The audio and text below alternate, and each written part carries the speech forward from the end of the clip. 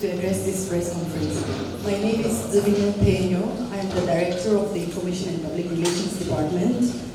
We also welcome the members of the press and media fraternity gathered here this afternoon. Currently, the commission was became operative in February of this year, and its mandate is till the end of October 2025. So from here now we have approximately a year left within which to fully prepare the final report and submit it to the Government of India. One integral part of the Commission's work consists in visiting every single state. We started that process soon after the elections, soon after the parliamentary elections. And Nagaland is our 10th state. We started with Himachal Pradesh and then have gone to, I'm not sure I'll be able to name all the states, but a large number of them I will name to you. Rajasthan, we've been to Chhattisgarh, Telangana, Karnataka, Gujarat. In the northeast, we have gone to Meghalaya, to Assam. So these are many of the states out of the 10 that we have visited. Today was our, today is our main day of the meetings in Nagaland, and as is the practice, we had a very long meeting with the Government of Nagaland, with the Chief Minister, members of his cabinet, the two Deputy Chief Ministers, members of his cabinet, senior officials present on the side of the Government of Nagaland, and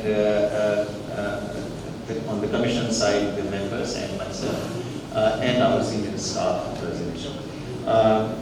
Chief Minister spoke, gave a long address where he outlined the needs of Nagaland and what his expectations were from the Commission.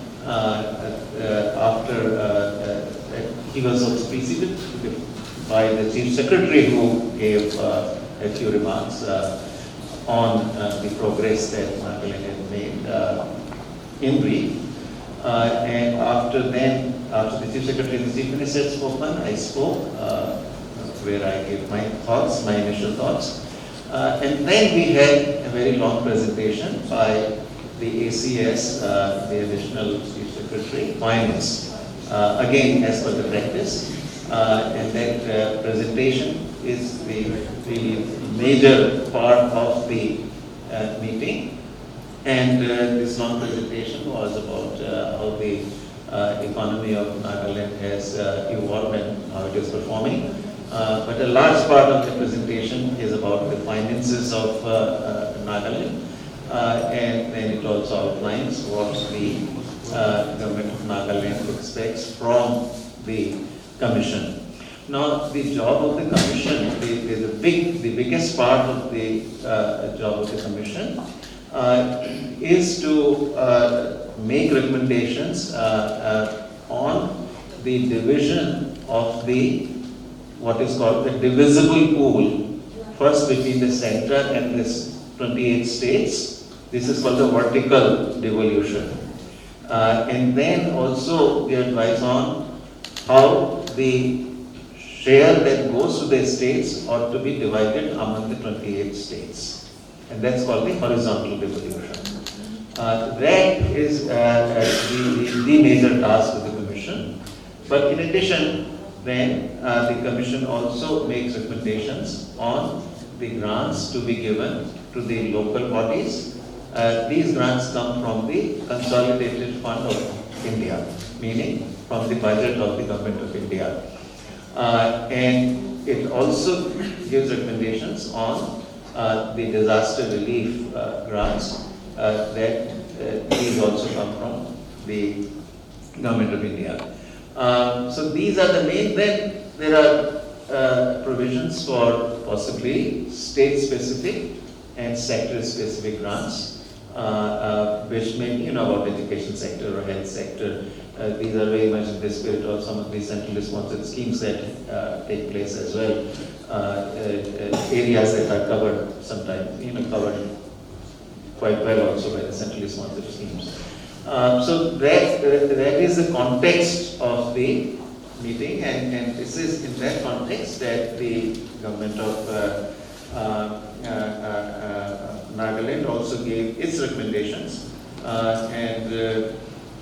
so on vertical devolution, meaning the apportionment of the divisible pool between the center and the states. The main demand of the government of Nagaland was that there are certain cesses and surcharges that the government of India levies, and these are not included in the divisible pool. They are not included in the pool of resources, pool of revenues, from which are shared with the states. Instead, they 100% go directly to the central government. This is as per the current provision of the Constitution. So, the plea from the government of Nagaland was that over time these cesses and surcharges have grown larger and larger, and since they are not shared with the states, states are being deprived of their share in the what ought to be part of the divisible pool. So they would like the cesses and surcharges to be somehow included in the divisible pool, or somehow adjust the share of the states in a way that these losses are compensated for. So that's on the vertical devolution. On horizontal, which relates to how the share of the 28 states ought to be divided among the different states. The conventional criteria have been like, one important criterion that is used is income distance, which means that, how much lower the per capita income of a state is relative to the average of the country, or generally what most commissions have taken is the richest state with the highest per capita income. So therefore the idea is that the poorer is a state, the lower the per capita income of a state, larger the share of that state according to this criterion. Okay. Then population is another criterion which is used, and that is straightforward. That the share in the divisible pool based on the criterion is about what is the share of the state in the population. Similarly, area is also used, the land area of the state, what proportion of land area is accounted for by that state. There is forest and ecology, what part of the forest is accounted for by the state. Then there is 15th Finance Commission used, for example, a demographic variable, which that is in addition to the population. And they had used the total fertility rates, that the lower the fertility rate, the higher the share of the given state. And then there is tax effort, what kind of effort state is making to raise its own tax revenues. So these are the conventional criteria that are used. The state of Nagaland suggested that we tweak some of these criteria, and they also suggested to add something. So on area, they said that they were okay, keep it as is, population, keep it. So population share, the 15th Finance Commission was 15%. Nagaland agreed with that share is roughly right, meaning that 15% of the divisible pool is divided based on the share in population. Likewise, the area weight was 15%, which means that 15% of the divisible pool is divided among the states based on their share in the area of the country as a whole.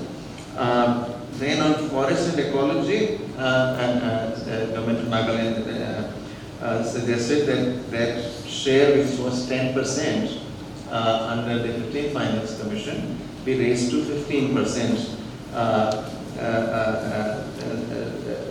And it also suggested some sort of modification on how this should be divided. I think one of the points they made was that one should also take a look at not just the forest area, but also what proportion of the total area of the state is taken by the forest area. Because the larger the area, larger the proportion of the total area taken up by the forest, the less area is left there for other economic activities. And so that ought to be taken into account as well. So two modifications on that. One, increase the share of the divisible pool, which is dispersed based on forest and ecology from 10% to 15%, and modify the criterion of forest. Demographic performance is left as is. Tax effort, they left it as is, which was 12.5% for demographic performance, that is a TFR, and for tax effort 2.5%, and they left it as is. Then the government also suggested factoring in a disability index, and it had a number of characteristics defining disability of a state, based on, for example, hilly terrain of the state, features such as those which contribute to higher costs of performing any economic activities. So that is only then. The state has also asked for a number of other grants. One area where this was a very new thing for the Commission, which the state added, is about having some sort of capital deficit grant. Conventionally, commissions have given what are called the revenue deficit grants, but in addition to the revenue deficit grants, Nagaland said that there ought to be also capital deficit grants because of Nagaland's special circumstances. This is not something that conventionally any of the commissions have done in the past. You had 15 commissions in the past.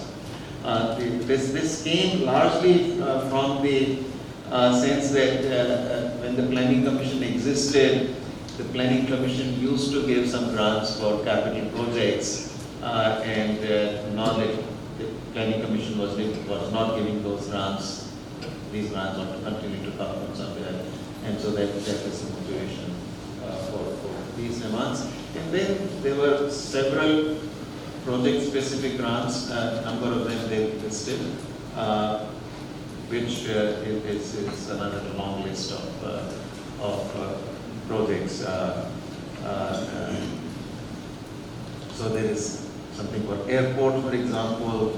There's foothill roads, drones and geospatial technology services, renewable energy project, hydropower generation, mineral exploration. So a number of these projects also for which the state has asked for grants. So that's the overview of the presentation. And then, as far as the meeting was concerned, I spoke, our members asked a number of questions, to which then the Chief Secretary and the ACS Finance gave the answers. There's a number of things that the Commission has asked for as feedback to the Commission on a number of West issues. So the state is going to, in due course, provide additional data and notes to the Commission, because not all of this can be done immediately while the meeting is going on. So that is, after that, the Chief Minister spoke briefly again, and the Chief Secretary then. The Deputy Chief Minister and our Minister also spoke briefly, and then the meeting was brought to a close. A general observation of current economic status of Nagaland, and what are the immediate measures that you can suggest for the state to implement? So right now, as I mentioned, this is our 10th state only. 18 more states remain, and until and unless we have heard all 28 states, it would be really not right, not appropriate for the Commission to express, what it will do or what it can do, because Commission itself at this stage doesn't know. We are listening to the states first. Discussions are ongoing, there's no doubt, but no decisions clearly have happened, can happen until we have done all our homework. Propelled by Sorry, what has been a feature?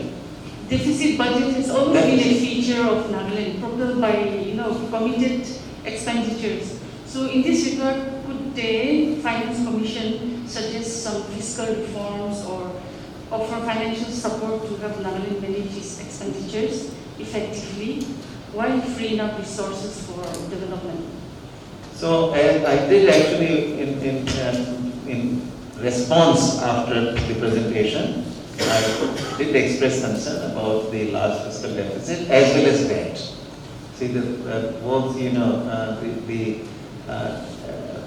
debt to GDP ratio or debt to GSDP ratio, gross state domestic product ratio of Nagaland is quite high, and the fiscal deficits are also continuing to be large. So it is a bit of a concern from the overall macroeconomic stability viewpoint. Now, what can the Commission do and what advice the Commission might give, that is still a little premature for me to say. But at some point, Nagaland is not the only state with this issue. There are some other states as well. And so Commission is very likely to say something about all those states where macroeconomic imbalances are large and they need to be addressed. I would just like to ask you one thing, Nagaland has always been a special category state where the grants and fundings always have been directly from the center because of our own resource crunch here. So how does the Commission have the concept or the idea of to bring Nagaland at par with the other of the states or provide special grants to the state? Okay. Now, remember that the special category status was something that related to the grants that were given by the World Bank, and so by the Planning Commission, since the Planning Commission really no longer gives any grants, in a substantive sense, the special category status is no more a factor, although there is some special treatment that happens. For example, in the centrally sponsored schemes, in many schemes where other states get only 60% contribution by the central government, in Nagaland's case it's 90%. So there are some special features that are continuing. But Nagaland is raising part of some of it, not as much as one would like it to, but it is raising some of its own revenue as well. So it's not that the entire budget is coming from the government of India, although a significant part is through the devolution and the grants in aid, etc. And certainly, the commissions generally does encourage states to raise as much of their own revenue as possible, because in effect, ultimately this revenue itself to a substantial degree is a function of the GSDP of the state. And more revenue means that the GSDP is larger. And that larger GSDP is desirable in its own right anyway, because that's what leads to higher per capita incomes. So certainly from that point of view, the Commission will very much be behind that. Although the usual, the devolution that is done to the states will of course continue. For your detailed briefing to the media. Thank you all once again. Thank you very much.